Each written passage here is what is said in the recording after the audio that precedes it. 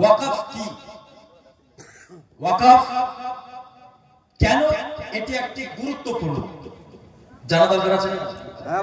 আজকে অনেকে নিউজ শুনছে, অনেকে সব শুনছে, কিন্তু বিষয়টাকে আমরা জানি না, এবং এটা এত গুরুত্বপূর্ণ কেন আমাদেরকে জানা দরকার, এবং এটার বিষয়ে আমাদেরকে গর্জে ওঠার দরকার আছে কেন।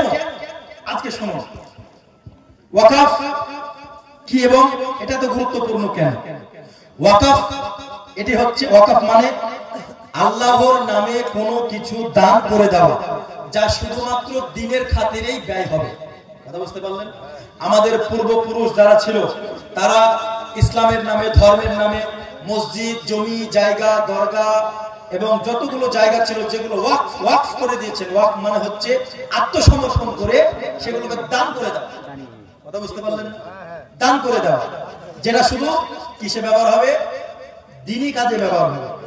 কথা বুঝতে পারলেন? দ্বীনি কাজে ব্যবহার হবে। উদাহরণস্বরূপ মসজিদ, মাদ্রাসা, কবরস্থান, পানির হাউস, দারুল উলুম, দরগা, গরিবের জন্য হসপিটাল ইত্যাদি ইত্যাদি, যেগুলোতে সাহায্য পাবে অন্যান্যরা এবং দ্বীনি ভাইয়েরা। বলো ওয়াকফের মূল বৈশিষ্ট্য কি? একবার ওয়াকফ হলে সেটা আর কারো ব্যক্তিগত সম্পত্তি নয়। যখন কেউ দান করে দেয়, ওয়াকফ করে দেয়, কথা বুঝতে পারলেন? ওয়াকফ করে দিল, ওয়াকফ করে দান করে দিল, তখন সেটা আর ব্যক্তিগত স্বাধীনতা তার থাকলো না। আপনারা যে টাকা এখানে দান করে দিলেন মসজিদে, মসজিদে আপনারা টাকা ওয়াকফ করলেন, কথা বুঝতে পারছেন? টাকা আপনারা দান করলেন, এই টাকার উপরে আপনাদের আর কোনো স্বাধীনতা থাকলো না। এটা কার হয়ে গেল? মসজিদের হয়ে গেল, ঠিক কি না? আর মসজিদ এই টাকাটা ব্যবহার হবে অনলি ফর দ্বীনের কাজে, ঠিক না? দ্বীনের কাজে ব্যবহার হবে। এটা হলো ওয়াকফের বৈশিষ্ট্য। এবার চলুন, সেটা শুধু আল্লাহর রাস্তায় ব্যবহার হবে চিরকাল। এই ব্যবস্থার ফজিলত মুসলিম সমাজে শত শত বছর ধরে দ্বীনি প্রতিষ্ঠান, মসজিদ, মাদ্রাসা টিকে আছে এই ওয়াকফের মাধ্যমে। বিভিন্ন মানুষ দান সদকা করছে, ওয়াকফ করছে, জমি জায়গা বা হ্যান ত্যান, তবেই তো দ্বীনি প্রতিষ্ঠানগুলো চলছে, ঠিক কিনা? চলছে। নতুন ওয়াকফ বিল কি করছে? এই যে ওয়াকফ বিল পাস হলো, আমরা বলছি না, এটাতে কি করছে দেখুন। এবং এই যে বিল, এই যে ওয়াকফের সম্পত্তি, এটা চিরস্থায়ী মুসলমানরা হ্যান্ডেল করে আসছিল, বুঝতে পারছেন? মুসলমানরা হ্যান্ডেল করে এসেছিল। সম্প্রতি ভারতে একটি নতুন ওয়াকফ সংশোধিত বিল পাস হয়েছে। এই বিলে কিছু ভয়ঙ্কর পরিবর্তন আনা হয়েছে যা আমাদের জন্য মারাত্মক হুমকি। কথা বুঝুন ভালো করে, মাথায় ঢুকিয়ে নিন। যে বিল পাস করছে এটা একমাত্র মুসলমানদের জন্য হুমকি। কেন? এক নাম্বার, অমুসলিমদের ওয়াকফ বোর্ডের নিয়োগ।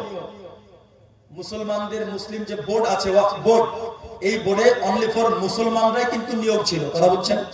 তারা ইচ্ছামতো মুসলমান দ্বীনি কাজে অন্ততপক্ষে শুধুমাত্র এই টাকাগুলো ব্যয় করতে পারত। কিন্তু এই যে বিল পাস হলো, কোন কোন বিল পাস হলো, ওই বিলে কি কি শর্ত ছিল? তার মধ্যে একটা হলো অমুসলিমরা এই বোর্ডে যোগ দিয়েছে, কথা বুঝতে পারলেন? যোগ দিয়েছে, নিয়োগ হয়েছে। মুসলমানদের ওয়াকফ সম্পত্তি পরিচালনায় অমুসলিমরা থাকবে। মানে অমুসলিমরা কিভাবে, কোথায়, কিভাবে এই ওয়াকফ সম্পত্তি দেওয়া যায়, কিভাবে চালানো যায়, তারা সিদ্ধান্ত নেয়, কথা বুঝতে পারলেন? অমুসলিমরা সিদ্ধান্ত নেবে। মুসলমানদের প্রপার্টিতে অমুসলিমরা সিদ্ধান্ত নিচ্ছে। তারা সিদ্ধান্ত নেবে কোন মসজিদ থাকবে, কোন মসজিদ ভাঙবে, কথা বলছেন? কোন মসজিদ থাকবে, কোন মসজিদ ভাঙবে। দুই, সরকারের ওয়াকফ দখলের অধিকার, কথা বুঝতে পারলেন না? সরকারের ওয়াকফ দখলের অধিকার। সরকার চাইলে যে কোনো ওয়াকফ সম্পত্তি নিজের কাজে ব্যবহার করতে পারবে। এই বিল পাস হয়েছে। সরকার যদি চায় ওয়াকফে যে সম্পত্তি আছে, আমাদের পূর্বপুরুষ মুসলমান দাদারা, মুসলমান বাবারা যেগুলো দান করে গেছে দ্বীনের কাজের জন্য, সরকার এখন এই বিল পাস করলো যে আমি যেই কাজে ইচ্ছা সেই কাজে ব্যবহার করতে পারবো। দেখুন কতটা আমাদের জন্য আফসোস, যেটা ইসলামী দ্বীনি কাজে আমাদের পূর্বপুরুষ মুসলমানরা দিয়ে গেছেন দান করে, এখন সরকার নিজের মতো ব্যবহার করতে পারবে, কথা বুঝতে পারছেন? ব্যবহার করতে পারবে, হয়ে গেল।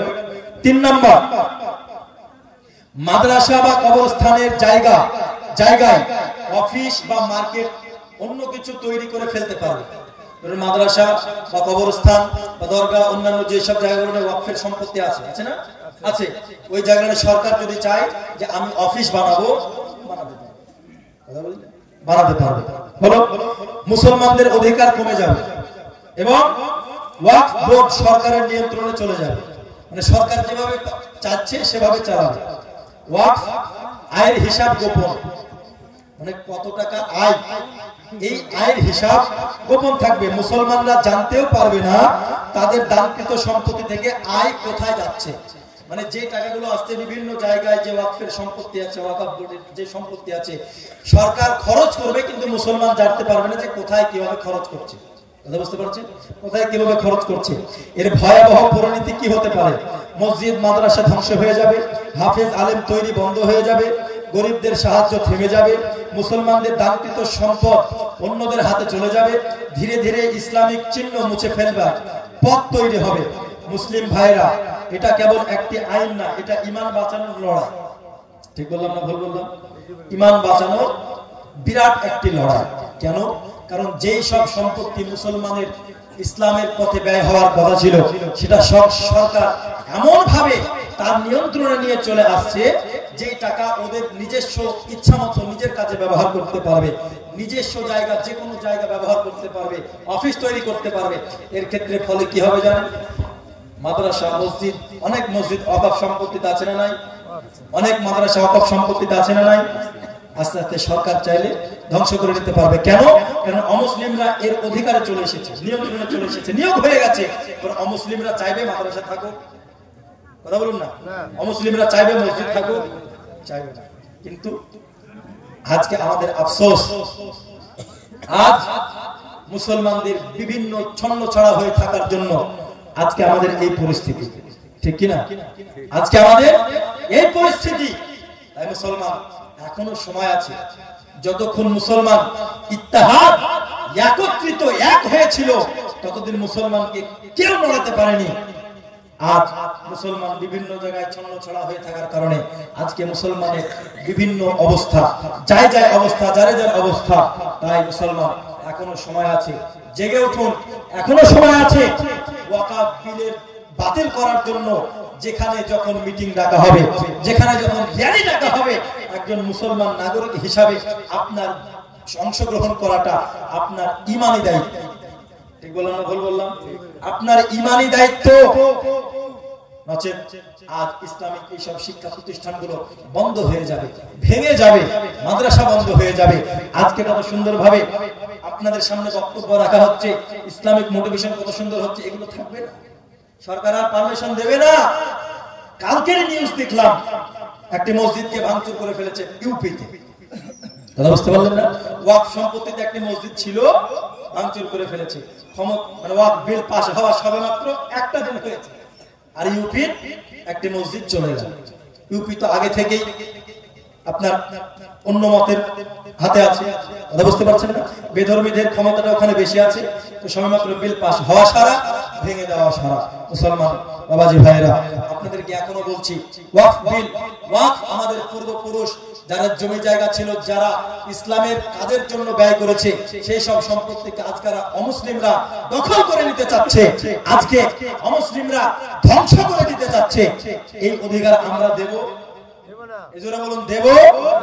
যতক্ষণ গায়ে রক্ত থাকবে, যতক্ষণ গায়ে লাহ থাকবে, আমরা জীবন দিতে রাজি।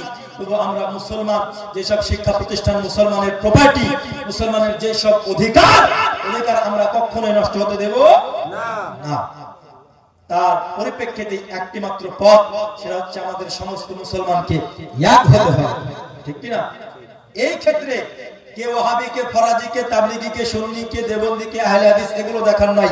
ইসলামের যেখানে প্রশ্ন আসবে, যেখানে ইসলামের প্রশ্ন আসছে, মুসলমানদের প্রশ্ন আসছে, সকলকে এক হওয়ার দরকার আছে না নাই? সকলকে এক হতে হবে। আল্লাহ পাক, আল্লাহ তাআলা আমাদের সকলকে সঠিক বোঝার এবং ইসলামকে বাঁচিয়ে রাখার, ইসলামকে আগিয়ে নিয়ে যাওয়ার সকলকে তৌফিক দান করুন। সকলে বলেন আল্লাহুম্মা আমিন।